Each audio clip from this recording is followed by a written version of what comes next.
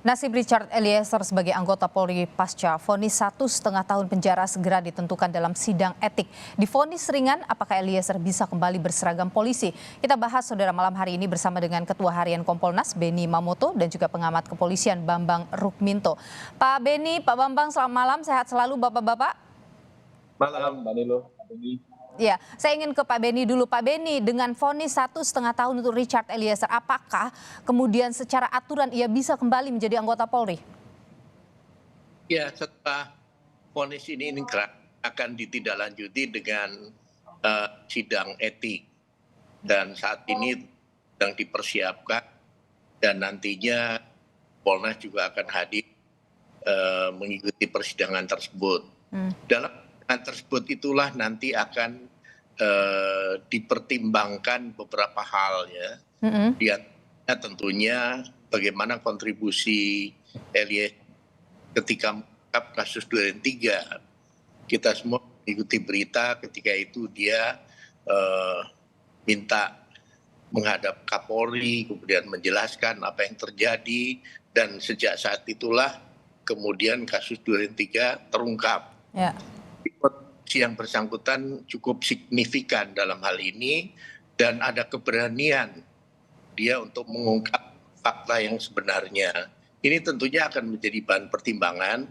Di samping itu fakta-fakta yang terungkap di pengadilan itu juga nantinya tentunya dalam sidang etik juga akan menjadi pertimbangan. Hal-hal yang nantinya akan tidak hanya meringankan yang bersangkutan, tetapi komitmen yang bersangkutan untuk membantu dalam penegakan hukum ini sudah terbukti. Oke, jadi itu adalah hal-hal nanti yang akan mungkin bisa meringankan dan bisa membawa Eliezer kembali berseragam polisi, begitu Pak Beni? Keputusan nanti tentunya tidak elok kalau saya mendapat ataupun saya. Tapi pernahkah ada kasus seperti ini Pak Beni? Saya belum mengecek ya, cek apakah pernah ada kasus. Oke, saya ingin ke Pak Bambang dulu. Pak Bambang, kita lihat ada peraturan atau Perkap nomor 14 tahun 2011 pasal 22 di mana di bawah 4 tahun itu masih bisa. Tapi kalau kita lihat lagi ada peraturan pemerintah nomor 1 tahun 2003 bahwa pemberhentian dengan tidak hormat dengan pidana penjara tanpa batasan waktu. Nah, kira-kira kalau Anda melihat yang mana yang kemudian digunakan dalam kasus Eliezer ini? Ya, Perkap 14 tahun 2011 kan sudah direvisi menjadi peraturan kepolisian Republik Indonesia tahun nomor 7 tahun 2022. Memang syarat untuk dihukum bisa di PTDH itu adalah ancaman vonis 5 tahun malah, ancaman vonis ya. Artinya kan ada terkait dengan kasus Eliezer ini yang diancam hukuman mati, ini tentunya jelas berbeda, jauh dari bahwa Eliezer ini mendapatkan keringanan hukuman menjadi 1,5 tahun, 1,5 tahun karena sebagai justice kolaborator. Ini persoalan lain dan dia seharusnya sudah cukup bersyukur. Tetapi kan peraturan adalah peraturan kepolisian adalah peraturan kepolisian, dan kemudian peraturan kepolisian ini pun juga harus merujuk peraturan pemerintah 1 tahun 2003 itu yang mensyaratkan hanya dipidana itu harus sudah layak untuk di PTDH. Karena kalau ukurannya hanya vonis bisa 1,5 tahun, bisa 1 tahun. Nanti seorang anggota polisi yang mungkin melakukan tindak pidana, mungkin mencuri sepeda motor temennya gitu ya, tapi tidak dipidana hanya sekitar 1 tahun misalnya. Ini bisa lolos juga. Artinya kan ini terkait dengan etik, sidang etik ini kan terkait dengan etika profesi kepolisian. Kan, berbeda sekali dengan pidana itu. Makanya seseorang yang sudah melakukan tindak pidana ya sudah layak untuk di PTDH. Oke, jadi menurut Anda Eliezer layaknya adalah kena PTDH tadi? Iya, harus PTDH. Hukuman 1,5 tahun ini kan tidak menghapuskan fakta-fakta bahwa dia yang melakukan penembakan yang mengakibatkan rekannya sendiri itu meninggal dunia, seperti itu. Tapi kalau tadi Pak Beni mengatakan, Pak Bambang, bahwa mungkin ada pertimbangan-pertimbangan soal bagaimana kontribusinya di Polri dan kemudian kontribusinya dalam mengungkap kasus pembunuhan Yosua ini. Bagaimana Anda melihat itu? Kalau itu dipertimbangkan dan itu menjadi keringanan yang membawa Eliezer kembali berseragam Polri? kontribusi itu sudah diberikan hadiah oleh hakim dengan hukuman 1,5 tahun. Bandingkan dengan Ricky Rizal misalnya, dia sudah dihukum 13 tahun ya. Artinya kalau Eliezer ini tidak menjadi justice kolaborator, hukumannya jelas lebih dari 20 tahun ya, atau minimal 20 tahun. Sekarang dia sudah mendapatkan diskon dari pengadilan umum. Seharusnya dia sudah diterima, tetapi terkait dengan etik profesi ini harus tegak lurus. Polisi ini adalah penegak hukum, penegak aturan. Kalau kemudian aturan ini dilanggar sendiri oleh kepolisian, artinya polisi bersikap permisif terkait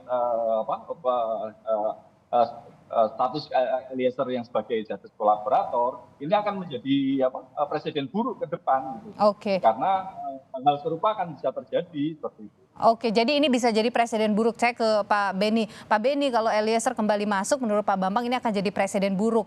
Lebih baik dia ya udah diberhentikan dengan tidak hormat saja. Saya ingin tahu kalau dari Pak Beni, sebenarnya kriteria seseorang atau anggota Polri itu bisa diberhentikan dengan tidak hormat itu seperti apa sih? Jadi memang kalau mau berbicara apple to apple dengan kasus-kasus kriminal yang dilakukan oleh oknum polisi, memang agak susah ya. Tadi dikatakan mencuri motor temannya dan sebagainya.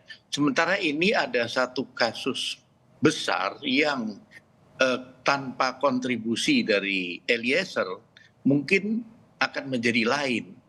Karena kasus ini memang sudah dikonstruksikan sejak awal untuk bagaimana bisa menutupi apa yang sesungguhnya terjadi atau apa yang sesungguhnya direncanakan oleh Sambo.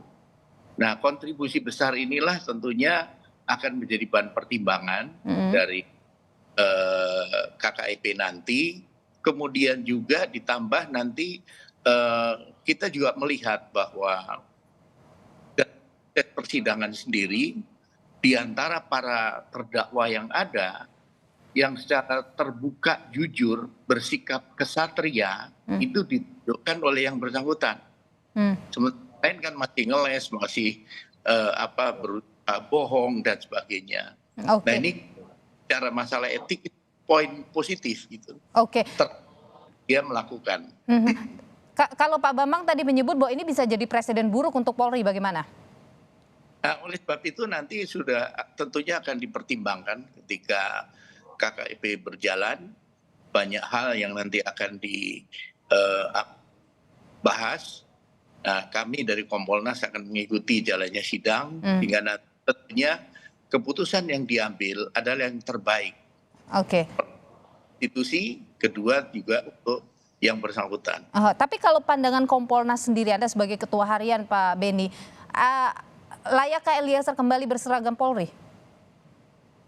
Sekali lagi kami tidak mau mendahului keputusan dari KKIP ya. Tidak elok kalau kami memberikan pendapat yang nantinya bisa ditafsirkan macam-macam. Harus baginya. Tapi nanti dalam proses persidangan, ketika kami hadir, tentunya kami akan mencermati betul bahwa semua yang dilakukan itu sudah sesuai dengan ketentuan begitu. Baik. Nanti tentu kita akan nantikan ya Pak Bambang dan juga Pak Beni bagaimana kode etik nanti mempertimbangkan apa yang dilakukan Eliezer baik dan buruknya jika ia kembali ke anggota Polri. Terima kasih Ketua Harian Kompolnas Pak Beni Mamoto dan juga pengamat kepolisian Bambang Rukminto. Sehat selalu Bapak-bapak.